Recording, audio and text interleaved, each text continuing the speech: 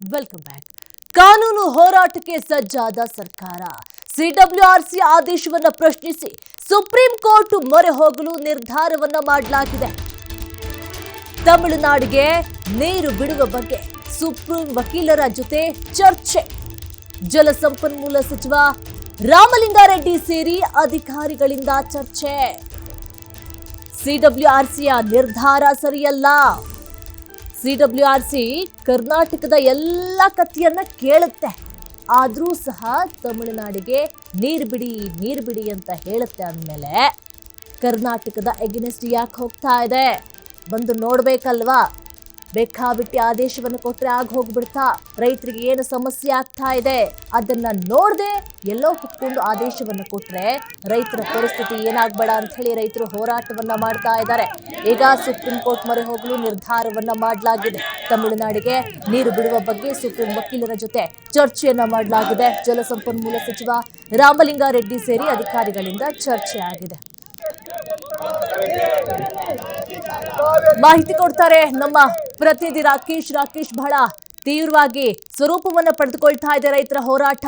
ಬೇಕಾದ್ರೆ ರಕ್ತವನ್ನ ಕೊಡ್ತೀವಿ, ನಾವು ನೀರನ್ನ ಕೊಡೋದಕ್ಕೆ ಸಾಧ್ಯವೇ ಇಲ್ಲ ಅಂತ ಹೇಳಿ ಹೋರಾಟವನ್ನ ಮಾಡ್ತಾ ಇದ್ರೆ, ಈಗ ಸಿಡಬ್ಲ್ಯೂಆರ್ಸಿಯ ಆದೇಶವನ್ನ ಪ್ರಶ್ನೆ ಮಾಡಿ ಸುಪ್ರೀಂ ಕೋರ್ಟ್ ಮೊರೆ ಹೋಗಲು ನಿರ್ಧಾರವನ್ನ ಮಾಡಿದ್ದಾರೆ.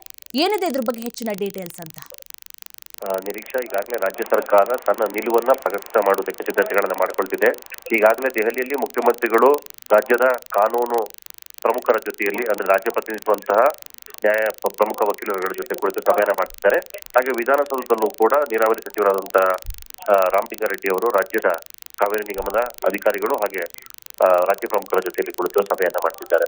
ಸೊ ಮುಂದಿನ ದಿನಗಳಲ್ಲಿ ಈ ವಿಚಾರಕ್ಕೆ ಸಂಬಂಧಪಟ್ಟ ಹಾಗೆ ಯಾವ ನಿರ್ಧಾರವನ್ನು ತೆಗೆದುಕೊಳ್ಬೇಕು, ಸುಪ್ರೀಂ ಕೋರ್ಟ್ಗೆ ಮೇಲ್ಮನವಿಯನ್ನ ಸಲ್ಲಿಸಿದಂತ ಸಂದರ್ಭದಲ್ಲಿ ಯಾವ ನಿರ್ಧಾರವನ್ನು ತೆಗೆದುಕೊಳ್ಬೇಕು ಅನ್ನೋದರ ಬಗ್ಗೆ ಚರ್ಚೆ ನಡೆಸಿದೆ.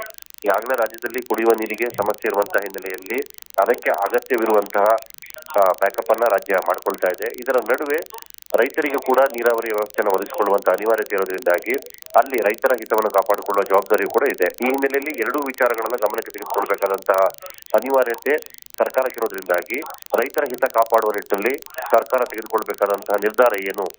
ಒಂದು ವೇಳೆ ಈಗ ಕೊಟ್ಟಿರುವಂತಹ ನಿರ್ಧಾರಕ್ಕೆ ಅತಿರಿಕ್ತವಾಗಿ ತಾವೇನಾದ್ರೂ ನೀರನ್ನು ಬಿಡುವುದಿಲ್ಲ ಅನ್ನುವಂತಹ ನಿರ್ಧಾರವನ್ನು ಪ್ರಕಟ ಮಾಡಿದಾಗ ಸರ್ಕಾರ ಯಾವ ನಿಲುವನ್ನು ತೆಗೆದುಕೊಳ್ಳಬಹುದು, ಕಾನೂನಾತ್ಮಕವಾಗಿ ಯಾವ ರೀತಿಯಾದಂತಹ ನಿಲುವುಗಳು ಆಗಬಹುದು ಅನ್ನೋದರ ಬಗ್ಗೆ ಚರ್ಚೆ ನಡೀಬೇಕಾಗುತ್ತೆ. ಆ ಹಿನ್ನೆಲೆಯಲ್ಲಿ ಅದಕ್ಕೆ ರಾಜ್ಯ ಸರ್ಕಾರದ ನಿಲುವನ್ನ ಪ್ರದರ್ಶನ ಮಾಡಬೇಕಾಗುತ್ತೆ. ಸೊ ಹೀಗಾಗಿ ರಾಜ್ಯ ಸರ್ಕಾರ ನೀರು ಬಿಡದೆ ಇರುವ ನಿರ್ಧಾರವನ್ನೇ ಬಹುತೇಕ ಎತ್ತಿಡಿಯುವಂತ ಸಾಧ್ಯತೆ ಇದೆ. ಅದರ ಮೇಲೆ ನಿರ್ಣಯವನ್ನು ತೆಗೆದುಕೊಳ್ಳುವುದಕ್ಕೆ ಈಗ ಮುಖ್ಯಮಂತ್ರಿಗಳು ದೆಹಲಿಯಲ್ಲಿ ಹಾಗೆ ನೀರಾವರಿ ಸಚಿವರು ಬೆಂಗಳೂರಿನಲ್ಲಿ ಸಭೆಯನ್ನ ಮಾಡ್ತಿದ್ದಾರೆ. ಈ ಸಭೆಯ ಔಟ್ಪುಟ್ 1 ಗಂಟೆ ಒಳಗೆ ಪೂರ್ಣಗೊಳ್ಳಲಿದೆ. Nireeksha. Okay, thank you Rakesh, ನಿಮ್ಮೆಲ್ಲ ಡೀಟೇಲ್ಸ್.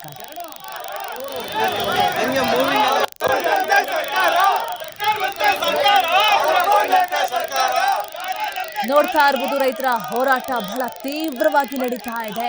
ಪೊಲೀಸರು ಹಾಗೂ ರೈತರ ನಡುವೆ ವಾಗ್ವಾದವೇ ಸೃಷ್ಟಿಯಾಗ್ತಾ ಇದೆ. ಏನೇ ಆದ್ರೂ ಅಷ್ಟೇ, ನೀವು ನಮ್ಮನ್ನ ಜೈಲಿಗೆ ಹಾಕಿದ್ರು ಅಷ್ಟೇ, ನಾವು ಮಾತ್ರ ನೀರು ಕೊಡೋದಿಲ್ಲ ಅಂತೇಳಿ ಪಟ್ಟು ಹಿಡಿದು ಕುತ್ಕೊಂಡಿದ್ದಾರೆ. ಇವರು ಮಾಡ್ತಿರುವಂತ ಹೋರಾಟದಲ್ಲಿ ಸರಿ ಇದೆ. ಯಾಕಂತ ಹೇಳಿದ್ರೆ ನಮ್ಮಲ್ಲಿ ಬಹಳ ಕಡಿಮೆ ಮಟ್ಟದಲ್ಲಿ ಮಳೆ ಆಗ್ತಾ ಇದೆ, ಬರಪೀಡಿತ ಪ್ರದೇಶ ಅಂತೇಳಿ ಘೋಷಣೆ ಮಾಡಬೇಕು ಅಂತೇಳಿ ಒಂದು ಕಡೆ ಹೋರಾಟವನ್ನ ಮಾಡ್ತಾ ಇದ್ದಾರೆ. ಈಗ ಇದ್ರಲ್ಲಿ ನಮಗೆ ಅವರಿಗೆ ನೀರು ಕೊಡಬಾರ್ದು ಅಂತ ನಮ್ಮ ಮನಸ್ಸಲ್ಲಿಲ್ಲ, ಅವರಿಗೂ ಸಹ ನೀರು ಬೇಕು. ಆದ್ರೆ ನಮಗೇ ಈ ರೀತಿ ಅವ್ರಿಗೆ ಹೆಂಗ್ ಕೊಡೋದು, ಅದೊಂದು ಪ್ರಶ್ನೆ.